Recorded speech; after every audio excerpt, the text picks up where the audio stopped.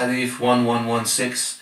Habiba, may Allah be pleased with her, reported, the Messenger of Allah sallallahu alaihi wasallam said, whoever observes the practice of performing 4 rak'ah before Dhuhr prayer and 4 rak'ah after the Dhuhr prayer, Allah will shield him against the fire. Abu Dawood and At-Tirmidhi. If you remember, we have said from the benefits of the Sunnah, you remember it's a protection from the fire. We gave you, I think, 5 benefits from the Sunnah. 5 benefits. I remember them. You just put them here in my notes. Give you 5 benefits of the Sunnah. One of them is like they are to protect you from the hellfire. In this hadith, we say that the Prophet of Allah, he prayed, how many rak'ah now? He said, 4 after Dhuhr. So there's before, after, 4 before, 4 after. So now the emphasized is the 2 rak'ah. He wouldn't, Prophet of Allah, he said, he who observes 4 before and 4 after the Dhuhr, Allah will make him prohibited upon the fire. That means he will not going to be in the fire. But it doesn't say that did the Prophet of Allah practice that or not. Okay? So the Sunan al-Mu'akkada is 2 after. But if you want to do another 2 after, to make it 4, is even good. Can I break general nawafil? Yes, you can, without numbers. But the one which is linked to the prayer is 4 before, 4 after. You can emphasize 2 after. Non-emphasized, 4 after. General, voluntary, whatever you like.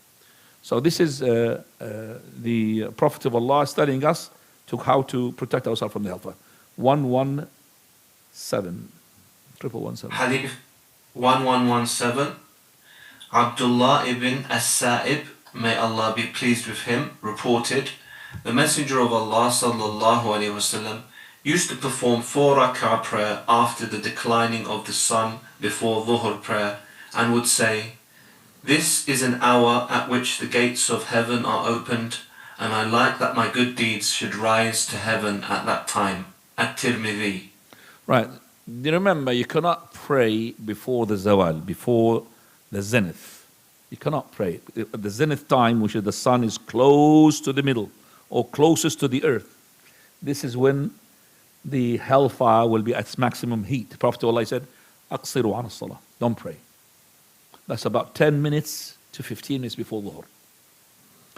Then after that, Dhuhr, then you could pray now your sunnah. And you could pray your obligatory. Start with your 4 sunnah of the Dhuhr. Don't leave that, ikhwani. Just to guarantee you the house in Jannah. Remember, 12 rak'ah a day.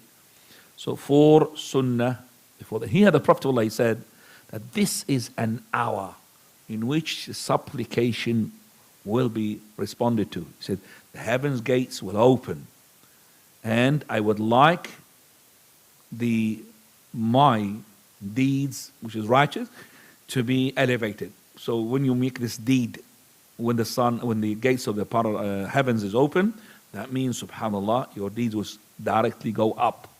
So the Prophet said, أُحِبُّ أَنْ يَصْعَدَ لِي فِيهَا عَمَلٌ صَالِحٌ. I would like for me to have, in that moment of opening the gates of the heavens, to have my deeds elevated to the heavens. طيب. This is to take the opportunity, ikhwan. Every opportunity, the Prophet Allah told you about it, take opportunity and do the ibadah that the Prophet of Allah encouraged us to do.